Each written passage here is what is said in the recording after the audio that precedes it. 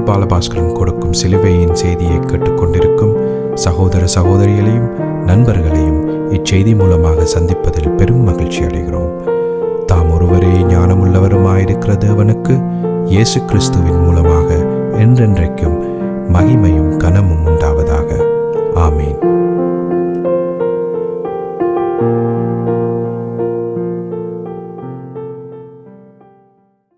நான் பால் பாலபாஸ்கரன். நான் ஒரு இவாஞ்சலிஸ்ட். சிலுவையின் செய்தி என்ற இந்த நிகழ்ச்சியில் என் சகோதரர்கள், என் சகோதரிகள், என் நண்பர்கள் எல்லோரையும் சந்திப்பதில் நான் பெரும் மகிழ்ச்சி அடைகிறேன்.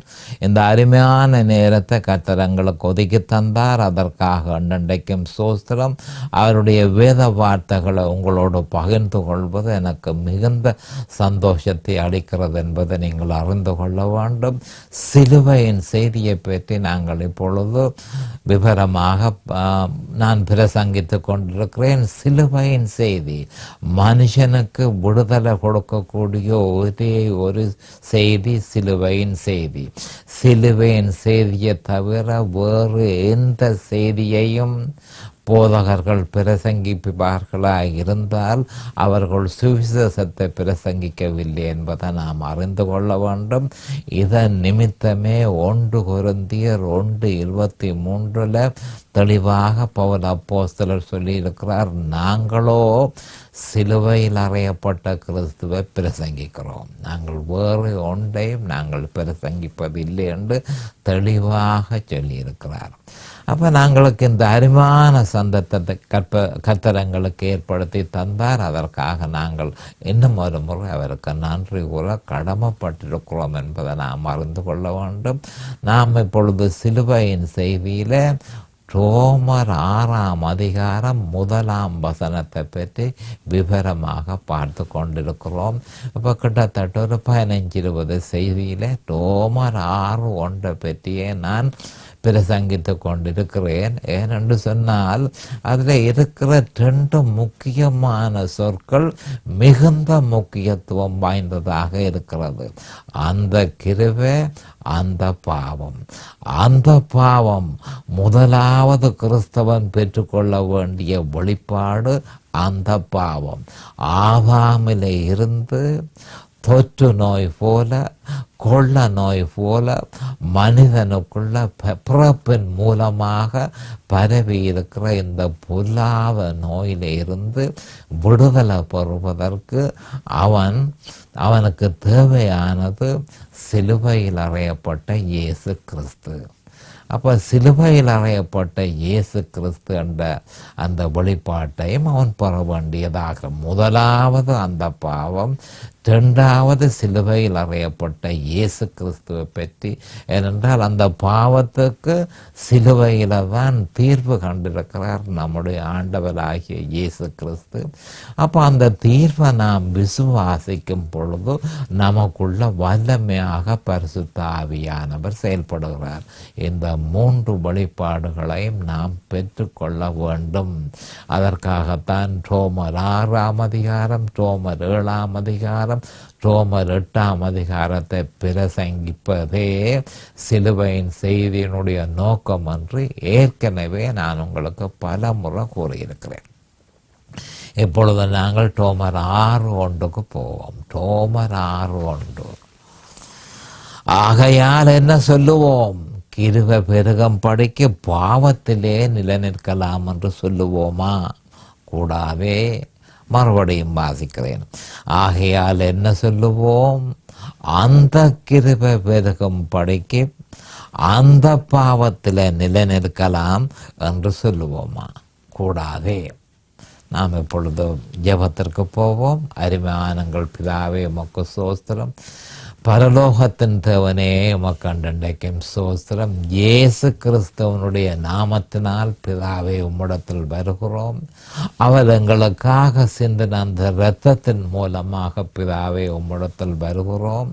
அந்த இரத்தத்தினால எங்களுடைய பாவங்களை கழுவினீர். அந்த இரத்தத்தினால எங்களுடைய பாவத்தின் கடன்களை கொடுத்து தீர்த்தீர். அந்த இரத்தத்தினால பாவம், அந்த பாவத்தின் பிடியிலிருந்து தேவரீர் எங்களை விலக்கி விட்டீர். அந்த இரத்தத்தினால எங்களை நீதிமான்கள் ஆக்கினீர். அந்த இரத்தத்தினால பரமபிதாவோடு ஒப்புரவாக கூடிய வாய்ப்பை எங்களுக்கு தந்திருக்கிறீர். அந்த இரத்தத்தினால நமக்கும் பரமபிதாவுக்கும் இடையில இருந்த பகைமை உணர்வை அகற்றி விட்டீர். அது மட்டுமல்ல, எந்த நேரமும் அவருடைய உன்னதமான கிருபாசனத்துக்கு துணிவோடு போய் நம்முடைய தேவைகளை பெற்று வாங்கி அவரிடத்தில் சகலதையும் பெற்றுக்கொள்வதற்கு, சகல ஆசீர்வாதத்தையும் அவரிடத்தில் இருந்து பெற்றுக்கொள்வதற்கு அந்த இரத்தத்தினால் எங்களுக்கு பாதையை தந்தீர். அதற்காக என்றென்றைக்கும் சோஸ்திரம் பிதாவே. என் சகோதர சகோதரிகள், இதனை கேட்டுக்கொண்டிருக்கும் சகோதர சகோதரிகள் எல்லோரையும் தேவரீர் ஆசீர்வதித்து அபிஷேகியும். பிரகாசமான மனக்கண்களை அவர்களுக்கு கொடுத்தருளும். உம்முடைய வேத வார்த்தைகளை அறிந்து கொள்ளக்கூடிய பாக்கியத்தை அவர்களுக்கு கொடுத்தருளும். அதே நேரம் அடியேனையும் அபிஷேகித்து உம்முடைய வேத வார்த்தைகளை நிதானமான முறையில் போதிக்க உம்முடைய பரிசுத்த ஆவியானவர் தாமே முன்னின்று வழி நடத்த வேண்டும் என்று இயேசு கிறிஸ்துவின் நாமத்தினால் கேட்டுக்கொள்கிறேன் பிதாவே. ஆமேன் and amen and amen. Hallelujah, hallelujah, hallelujah. Thank you, Jesus. Praise the Lord, praise the Lord. கடந்த செய்தியில் நான் உங்களுக்கு சொல்லியிருந்தேன், கடைசி செய்தியில் இந்த வெளிப்பாடு, அந்த பாவம் என்ற வெளிப்பாட்டை பரிசுத்த ஆவியானவர் அதை வெளிப்படுத்துவதற்கு தயாராக இருக்கிறார். அவர் தேவனாக இருக்கிறார். அவர் அதை நம்ம ஒவ்வொருவரும் பெற்றுக்கொள்ள வேண்டும் என்று அவர் விரும்புகிறார். ஆனால் அவர் அதனை திணிப்பதில்லை. விசுவாசிய வற்புறுத்தி இதனை நீ பெற்றுக்கொள்ள வேணும் என்று சொல்லி திணிப்பதில்லை. ஒவ்வொரு சந்தர்ப்பத்தையும் அவனுக்கு கொடுக்கிறார். அவன் அந்த சந்தர்ப்பத்தை பயன்படுத்தி கொள்ள வேண்டும். அப்போ இது மிக முக்கியமான ஒரு வெளிப்பாடு. அவ்வளவு இலகுவாக நாம் அதனை பெற்றுக்கொள்ள முடியாது என்பதை நாம் அறிந்து கொள்ள வேண்டும். ஆனபடியினால் கிறிஸ்தவர்கள் பசியும் தாகவுமாய் இருந்து நம்முடைய ஆண்டவரிடத்தில் அதனை கேட்டால் அவர் நிச்சயமாக அந்த வெளிப்பாட்டை கொடுத்தருள்வார் என்பதை நாம் அறிந்து கொள்ள வேண்டும். அப்போ இதில் முக்கியமாக கவனிக்க வேண்டிய ஒரு விஷயம் இருக்குது. அப்போ பரிசுத்த ஆவியானவர் விசுவாசிக்கு இந்த வெளிப்பாட்டை, எந்த வெளிப்பாடு, அந்த பாவம் என்ற அந்த மோசமான பாவ சுபாவத்தை பற்றிய வெளிப்பாட்டை விசுவாசிகளுக்கு கொடுப்பதற்கு முன்பு விசுவாசியினுடைய மாம்சம், அந்த மாம்சத்தினுடைய சகல நம்பிக்கையும் சாக வேண்டும். மறுபடியும் திருப்பி சொல்கிறேன், இந்த வெளிப்பாட்டை அவன் பெற்றுக்கொள்வதற்கு மிக முக்கியமாக அவனிடத்தில் தன்னுடைய மாம்சத்தை பற்றி இருக்கும் நம்பிக்கைக்கு அவன் முற்றும் முழுதுமாக சாக வேண்டும் என்பதை நாம் தெளிவாக அறிந்து கொள்ள வேண்டும். அப்போ அவ்வளவு இலகுவான விஷயம் அல்ல. மாம்சத்தினுடைய சகல நம்பிக்கைக்கும் சாகிறது அவ்வளவு இலகுவான விஷயம் அல்ல. ஏனென்றால் மனுஷனுக்கு முதல் ரட்சிக்கப்பட்ட பிறகு அவனுக்கு உள்ளுக்குள்ளே இருக்கிற பரம எதிரி அவனுடைய மாம்சம் என்பதை நாம் அறிந்து கொள்ள வேண்டும். அவனுடைய சுயம் என்பதை அறிந்து கொள்ள வேண்டும். இயேசு கிறிஸ்துவில் தங்கியிருப்பதிலும் பார்க்க தன்னுடைய மாம்சத்தையே அவன் உடனடியாக நம்புவான். ஆனால் அதில் ஒரு பிரயோசனமும் இல்லை என்று சொல்லி அந்த நம்பிக்கைக்கு அவன் சாக வேண்டும். அப்பொழுதுதான் இதனை அவன் பெற்றுக்கொள்ள முடியும். இதனை பாவ சுபாவம் என்ற வெளிப்பாட்டை அவன் பெற்றுக்கொள்ள முடியும். இதற்கு அருமையான உதாரணமாக இருக்கிறது ஆபிரகாமும் அவனுடைய மனைவியாகிய சாராளும் என்பதை நாம் அறிந்து கொள்ள வேண்டும். அப்போ தேவன் அவர்களுக்கு வாக்குத்தத்தத்தை கொடுத்தார். உனக்கு ஒரு குமாரனை தருவேன் என்று சொல்லி அவர் வாக்குத்தத்தம் கொடுத்தார். அவர்களுக்கோ அதற்காக வெயிட் பண்ணி அதற்காக தாமதித்து இருக்க விருப்பம் இல்லாமல் இருந்து, அதே நேரம் விருப்பம் இல்லாமல் என்றதல்ல, காலதாமதம் போக போக போக அவர்களுடைய மாம்சம் அவர்களை ஏவிச்சது. உங்களில் ஒரு பிரயோசனமும் இல்லை. சாராள் வந்து மறுபடிய ஆபிரகாமுக்கு இந்த இந்த இந்த புத்திமதியை சொன்னது வந்து சாராள் என்பதை நான் மறந்து கொள்ள வேண்டும். அப்போ நானோ கற்பம் தரிக்க முடியாத நிலைமையில இருக்கிறபடியினால் நீர் என்னுடைய சேவன்களோட என்னுடைய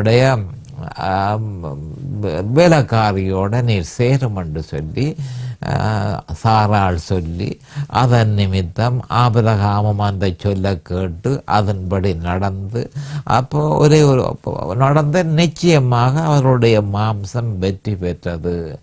இஸ்மவேல் என்றொருவன் வந்தான் என்றுதான் நீங்கள் அறிந்து கொள்வீர்கள். ஆனால் அது தேவனுடைய சித்தம் அல்ல. இஸ்மவேல் என்பவனை பற்றி அப்போ வந்தான் என்றதை நீங்கள் அறிந்து கொள்வீர்கள். ஆனால் அது தேவனுடைய சித்தம் அல்ல என்பதை நாம் அறிந்து கொள்ள வேண்டும். அது தேவனுடைய சித்தம் அல்ல. அப்போ தேவன் ஒரு வாக்கு தத்தத்தை கொடுத்தால் அந்த வாக்கு தத்தத்தை நிச்சயமாக நிறைவேற்ற வல்லவராக இருக்கிறார் என்று நம்பிக்கை கொண்டு அந்த வாக்கு தத்தத்துக்கு தாமதிக்க வேணும்.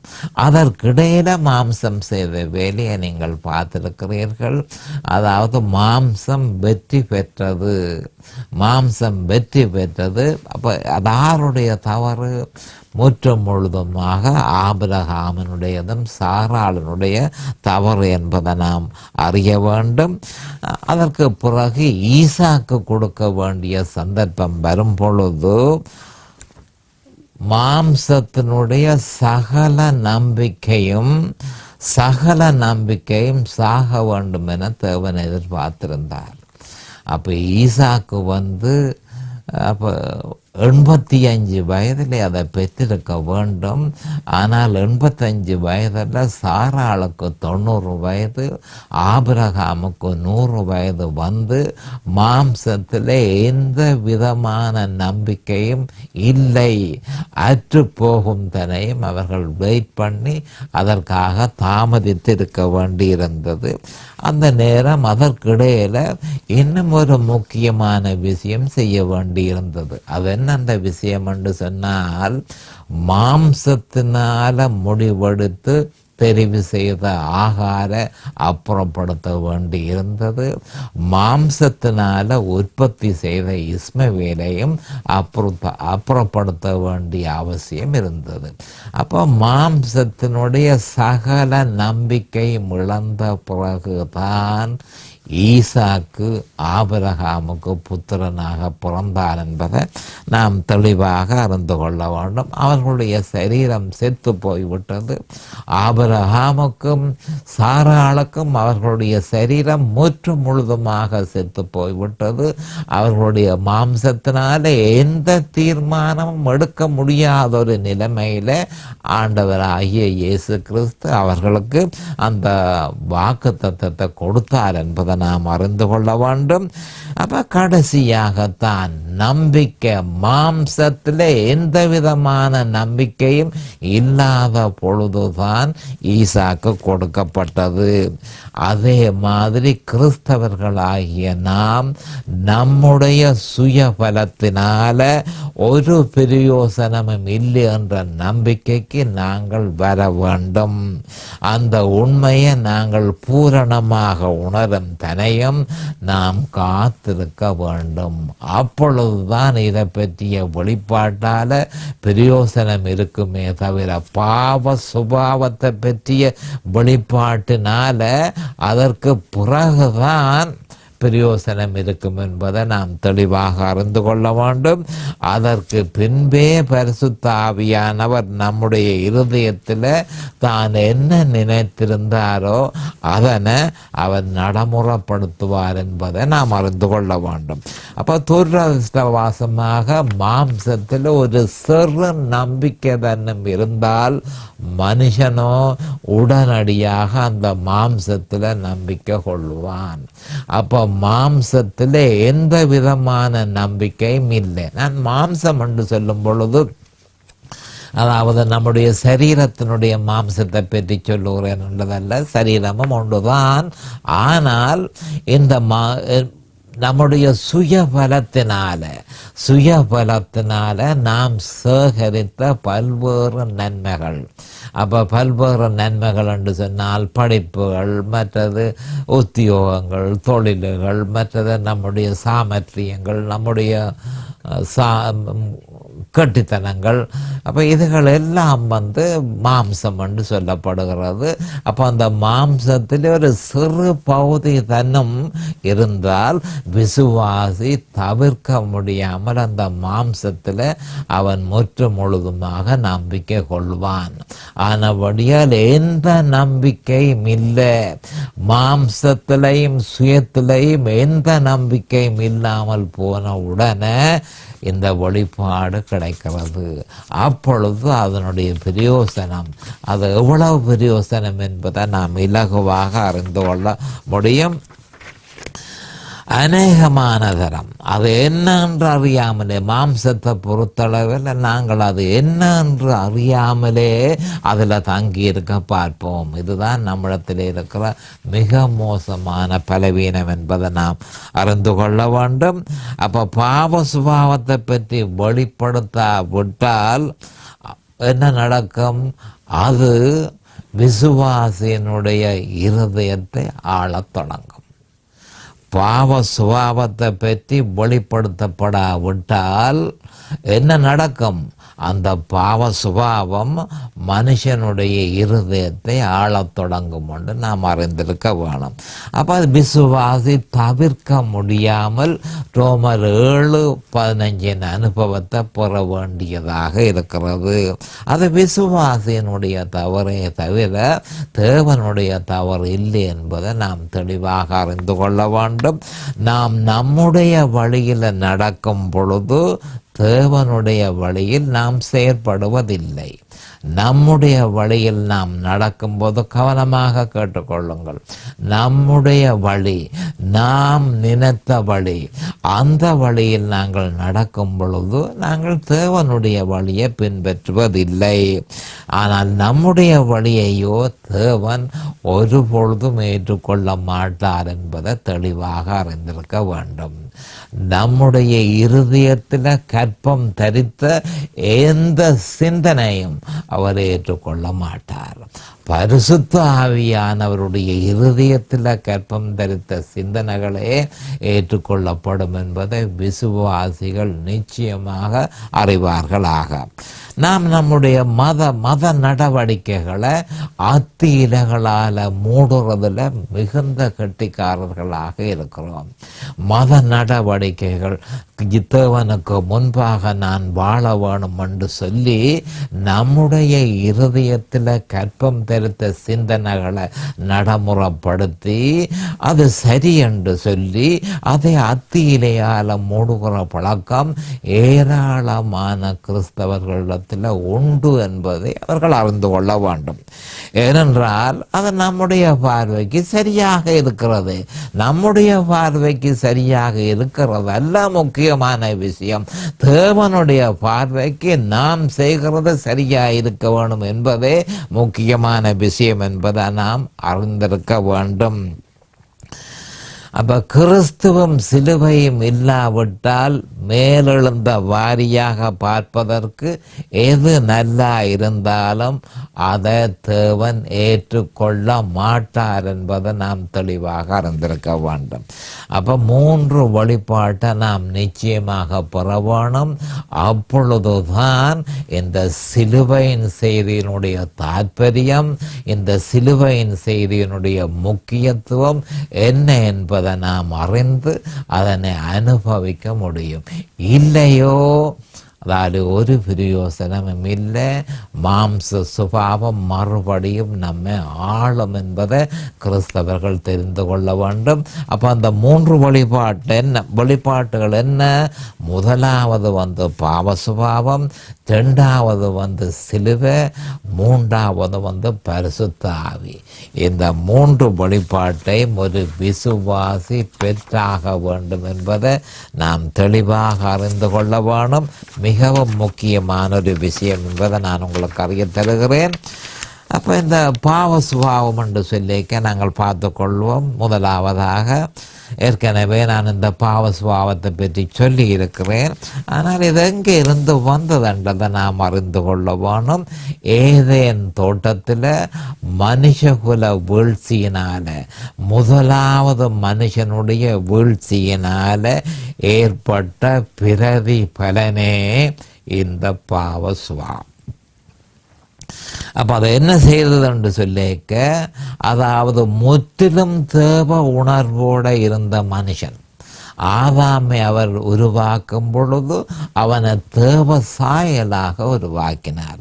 அப்போ முற்றிலும் தேவ உணர்வுள்ள மனுஷனாக இருந்த ஆதாம் விழுந்தவுடன் என்ன நடந்தது? முற்றிலும் சுய உணர்வு உள்ளவனாக மாறினான் என்பதை அறிந்து கொள்ள வேண்டும். இதை கவனமாக கேட்டுக்கொள்ளுங்கள். பாவ சுபாவம் எங்கு ஆரம்பமானது? ஏதேன் தோட்டத்தில் மனுஷனுடைய வீழ்ச்சி, முதலாவது மனுஷனுடைய வீழ்ச்சியின் நிமித்தம் அதனுடைய பிரதிபலன் பாவ சுபாவம் என்பதை நாம் அறிந்து கொள்ள வேண்டும். அப்போ மனுஷன் ஆரம்பத்தில் தேவன் அவனை உருவாக்கும் பொழுது தேவ சாயலாக உருவாக்கினார் என்பதை நாம் அறிந்து கொள்ள வேண்டும். அப்போ முற்றிலும் தேவ உணர்வு, உச்சம் தலையில இருந்து உள்ளங்கால் வரையும் எந்த நேரமும் தேவனை பற்றிய உணர்வு உள்ளவனாகவே மனிதன் இருந்தான். அவனுக்குள் பாவ சுபாவம் சென்ற உடனேயே அவன் தேவ உணர்வாக, முற்றிலும் தேவ உணர்வாக இருந்த மனுஷன் முற்றிலும் சுய உணர்வு உள்ளவனாக மாறினான். எதற்கெடுத்தாலும் தன்னை பற்றிய சிந்தனை, எதற்கெடுத்தாலும் தன்னை பற்றிய சிந்தனை உள்ளவனாக அவன் மாறினான்.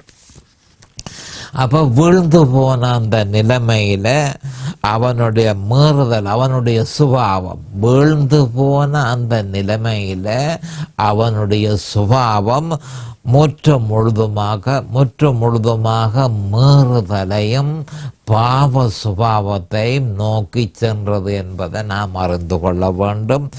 அப்போ என்ன நடந்ததுன்றதை கவனமாக பார்த்து கொள்ளுங்கள்.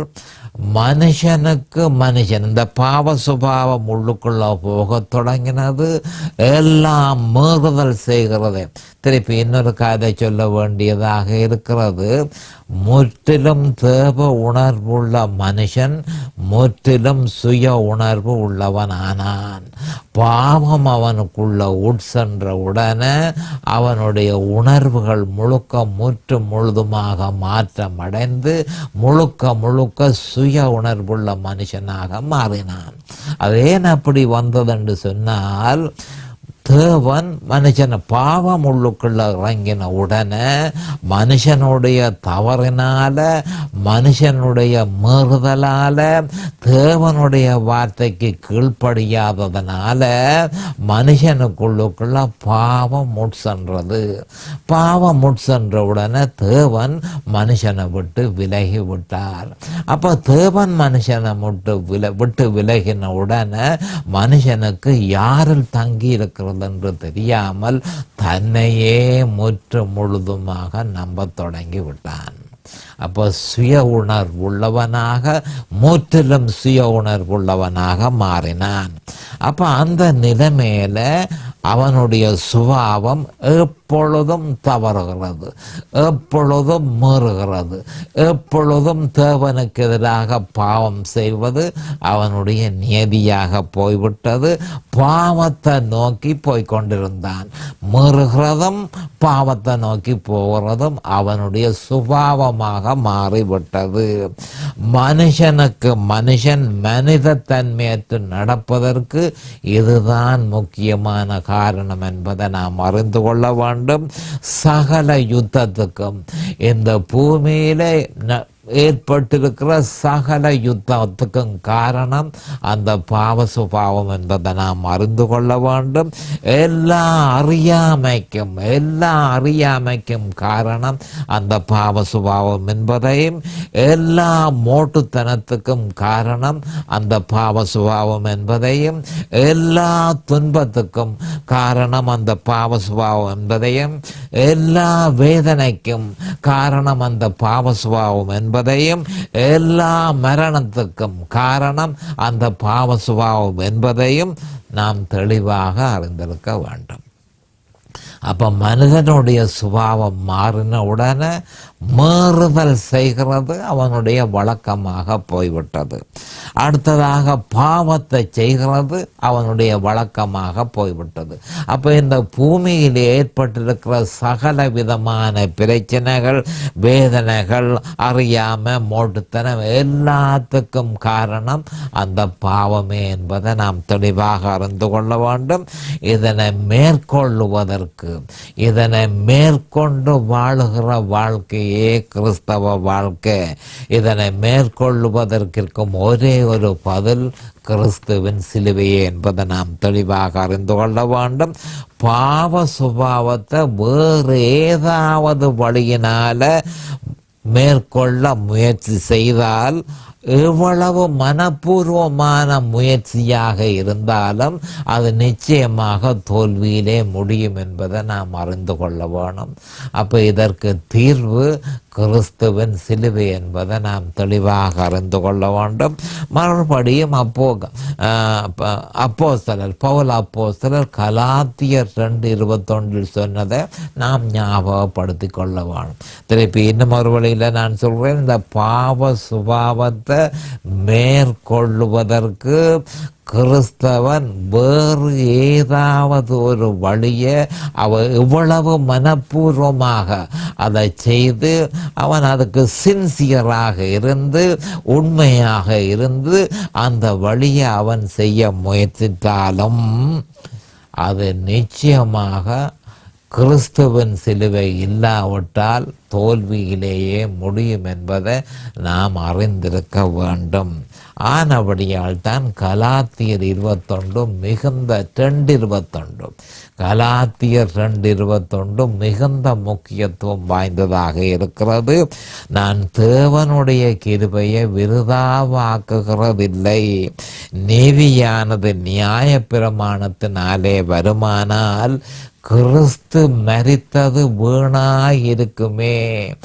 அதாவது மனுஷன் தன்னுடைய சொந்த முயற்சியினால, மனுஷன் தன்னுடைய சொந்த பலத்தினால, மனுஷன் தன்னுடைய கெட்டித்தனத்தினால தன்னுடைய பாவ சுபாவத்துக்கு தீர்வு காண அவனால முடியுமா இருந்தால், கர்த்தராகிய இயேசு கிறிஸ்து பரலோகத்தில் இருந்து இந்த மனுஷனுக்காக இறங்கி வந்து தன்னை பலியாக கொடுத்து சிலுவையில் நிர்வாணமாக நின்று மரணத்தை தழுவி மனுஷனுடைய பாவத்துக்கு தீர்வு காண வேண்டிய அவசரம் அவருக்கு இல்லை. அப்ப அவர் கிறிஸ்து மரித்தது வீணாயிருக்குமே. நீதியானது நியாயப்பிரமாணத்தினால வருமானால் கிறிஸ்து மரித்தது வீணாயிருக்குமே. நேரம் சமீபமாகிவிட்டது. அடுத்த செய்தியில் நான் இது பற்றி விவரமாக உங்களுக்கு பிரசங்கிக்க இருக்கிறேன். அது வரைக்கும் கர்த்தராகிய இயேசு கிறிஸ்துவின் நாமத்தினால் நான் உங்களை ஆசீர்வதிக்கிறேன். அவருடைய கிருபையும் இரக்கமும் உங்களுக்கு தாராளமாக கிடைப்பதாக இயேசுவின் நாமத்தில் பரிசுத்த பிதாவே. ஆமேன் அண்ட் ஆமேன் அண்ட் ஆமேன். இந்த சிலுவையின் செய்தியை கேட்பவர்கள் அதன் ஆவிக்குரிய பலனை பூரணமாக அடைய வேண்டும் என்பதே நம்முடைய பிரார்த்தனையாகும். தொலைபேசி மூலம் தொடர்பு கொள்ள விரும்புவோர் 647-465-1224 மூலமும், இமெயில் மூலம் தொடர்பு கொள்ள விரும்புவோர் paulbalabhaskaran@gmail.com மூலமும் தொடர்பு கொள்ளலாம்.